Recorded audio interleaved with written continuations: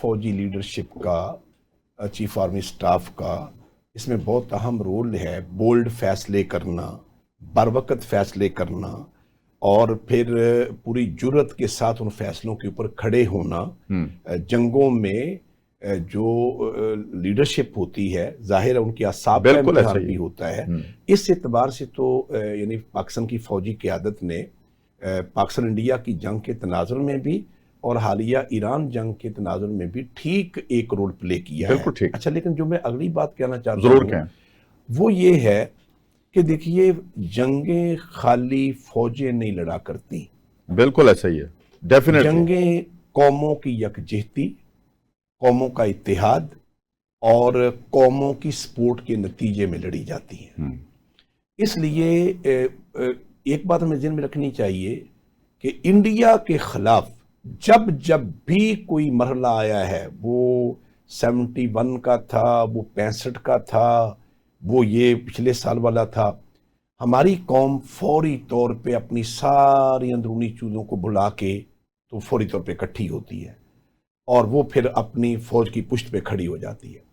अच्छा, इसलिए फौजी क़यादत ने उस मौके पे ठीक रोल प्ले किया और कौम भी पूरी तरह से मुत्तहिद नजर आई।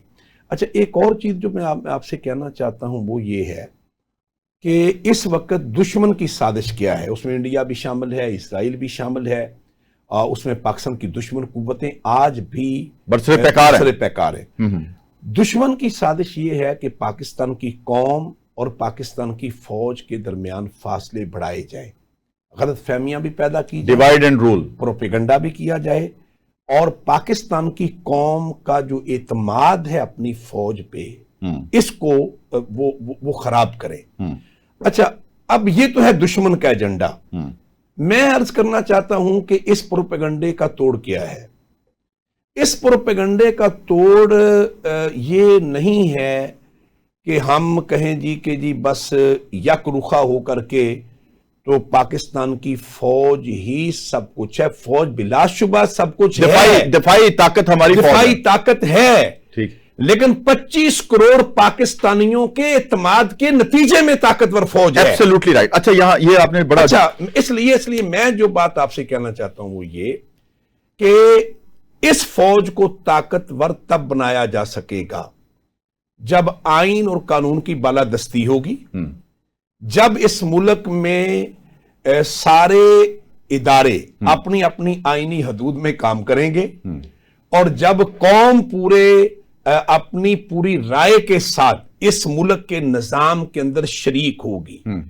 अगर खुदा न खास्ता आप ये वाला माहौल पैदा नहीं करते, आप इस तरह की सिचुएशन पैदा नहीं करते, तो फिर खुदा न खास्ता दुश्मन का जो प्रोपेगेंडा है वो कहीं फौज और कौम के दरमियान फासला बढ़ाने का जरिया ना बन जाए। तो मेरा ख्याल है कि हमें दुश्मन की साजिश को भी ज़हन में रखना चाहिए और अपने मुल्क के अंदरूनी तौर पे भी हमें इस पे बात करनी चाहिए कि इस मुल्क को आइन और कानून की बालादस्ती के साथ ही आगे बढ़ाया जा सके।